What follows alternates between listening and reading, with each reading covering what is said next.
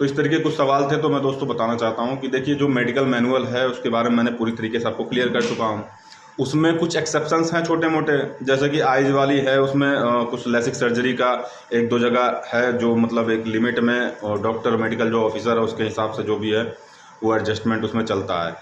हालांकि जब colour vision की अगर बात आती है आइज़ में, कलर विज़न बिल्कुल नेगलेक्टेड है, कलर विज़न बिल्कुल नहीं चलता है।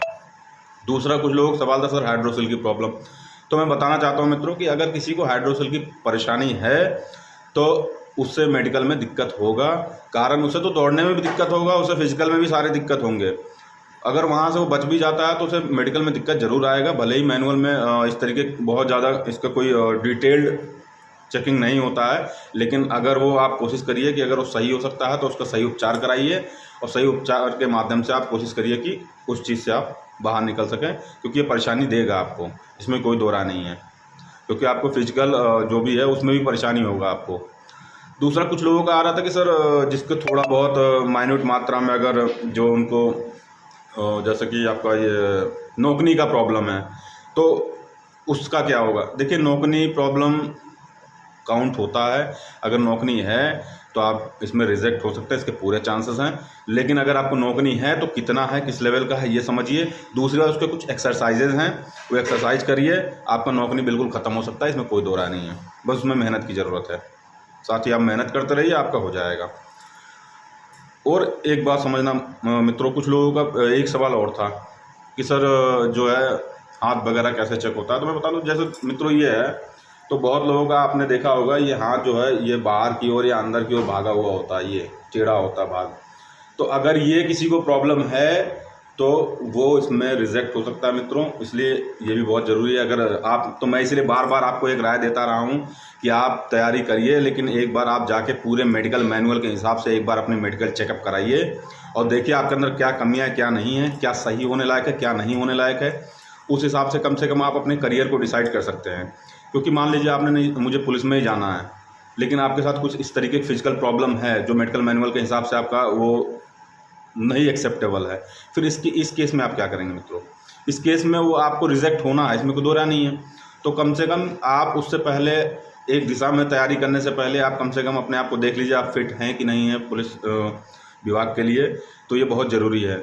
एक बार आप इस चीज़ के लिए मैं आपसे बार बार कहा हूँ और फिर से मैं कर रहा हूँ आपसे कि एक बार आप जाके अपना जो है फिजिकल चेकअप कराइए, जो भी मेडिकल मैनुअल है उसके हिसाब से एक बार कराइए और देखिए कि क्या चीज़ मेरे अंदर प्रॉब्लम है, क्या सही होने लायक है, क्या नहीं होने लायक है, वो पता चल जाएगा, उसमें कोई दिक्कत नहीं मित्रों।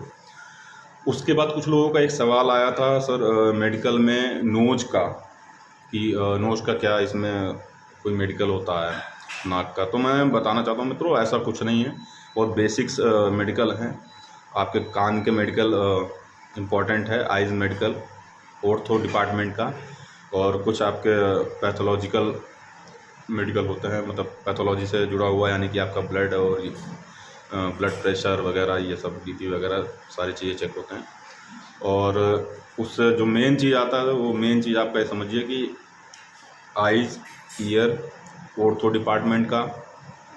उसके बाद आपका फ्लैट फुट, बहुत लोगों का फ्लैट फुट होता है। मान लीजिए कि किसी का बिल्कुल फ्लैट है नीचे का तलवा पैर का, तो रिजेक्ट हो जाएंगे, थोड़ा सा कर्व होना चाहिए। लेकिन किसी का ज़्यादा है वो भी प्रॉब्लम है, तो ये भी आपको समझना पड़ेगा। प्रॉब्लम दोनों ही जगह है, ऐसा नहीं है कि किसी का ज़्यादा है तो वो सही है और किसी का कम, ये आपका एक बैलेंस होना चाहिए।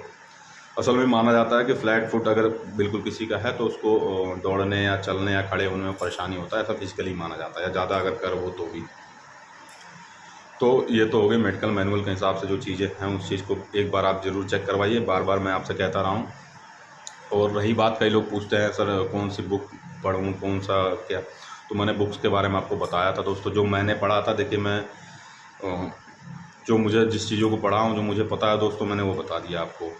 अगर आपको और कोई जानकारी चाहिए तो आप मुझे कमेंट में बताइए, और मैं कोशिश करूँगा कि जैसे मुझे अपने कार्य सरकार से फुर्सत मिलेगा, मैं आप लोगों के लिए वीडियो बनाऊँगा जो आपको मदद दे, आपको मोटिवेट करे आगे आने वाले आपके भविष्य के लिए, जिससे आप पुलिस विभाग में अपना परचम लहरा सकें और पुलिस विभाग में अपना कार्य करते हुए पुलिस विभाग को सराहनीय कार्य करिए और आपके उज्जवल भविष्य के लिए मेरे तरफ से बहुत बहुत शुभकामनाएं दोस्तों। और किसी टॉपिक पे आपको वीडियो चाहिए तो मुझे कमेंट करके बताइए। अब मैं कोशिश करूँगा लगातार आपको मदद देता रहूँ, क्योंकि भर्ती बहुत नज़दीक आ चुका है और मैं नहीं चाहता कि जो मेरे तरफ से मदद हो सकता था वो मैंने नहीं दिया, वो चीज़ मुझे फील हो।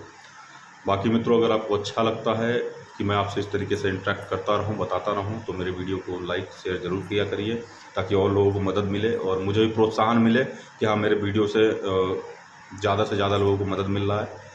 क्योंकि जब ऐसा नहीं होता है, आप अचानक आते हैं, देखते हैं, हटा देते हैं वीडियो, तो उससे बहुत मोटिवेशन मुझे भी होता है, क्योंकि ड्यूटी के बाद ये सब आप लोगों की मदद के लिए कर रहा हूँ, तो ज़्यादा से ज़्यादा लोगों तक पहुँचेगा तो जाहिर सी बात है मुझे भी अच्छा लगेगा कि हाँ, मेरी जो जानकारी दी गई मेरे द्वारा वो ज़्यादा से ज़्यादा लोगों तक पहुँच रहा है। बाकी मित्रों, जो भी जानकारी चाहिए भर्ती से रिलेटेड, मैंने एक वीडियो बनाया था पहले, अब मैं जो बनाऊँगा और डिटेल्ड बारीकी से आपका भर्ती प्रक्रिया, डॉक्यूमेंट वेरिफिकेशन किस तरीके से होगा, उसके बाद आपका पूरी मेडिकल मैनुअल की डिटेल्ड बात करूँगा मैं। सारे सब्जेक्ट से कौन कौन से टॉपिक से क्वेश्चंस आते हैं, कितने आते हैं, कैसे आते हैं, इसके बारे में बात करूँगा मित्रों। एक वीडियो मैं और बनाऊंगा जिसमें दोस्तों बहुत लोगों का सवाल था पुलिस वेरिफिकेशन वाला, तो उसके बारे में पूरी डिटेल बात करूंगा मैं कि सर पुलिस वेरिफिकेशन में किसी के ऊपर अगर मान लीजिए कोई FIR वगैरह है और वो ख़त्म हो गया या केस हो गया या उसमें फाइनल रिपोर्ट लग गया, चार्जशीट नहीं लगा या उसका नाम बाहर हो गया, तो उसको पुलिस वेरिफिकेशन में दिक्कत आ रहा है, तो वो क्या कर सकता है, वो कैसे अपना पुलिस वेरिफिकेशन सही कर सकता है। तो इसके बारे में एक डिटेल्ड वीडियो बनाऊँगा मैं और आपको पूरी जानकारी दूँगा मित्रों। बाकी अगर आपको वीडियो अच्छा लगा तो लाइक शेयर और चैनल को सब्सक्राइब जरूर करें, ताकि मुझे भी प्रोत्साहन मिले। और बाकी जो भी जानकारी अगर आपको चाहिए तो मुझे कमेंट कर सकते हैं। जय हिंद, जय भारत मित्रों।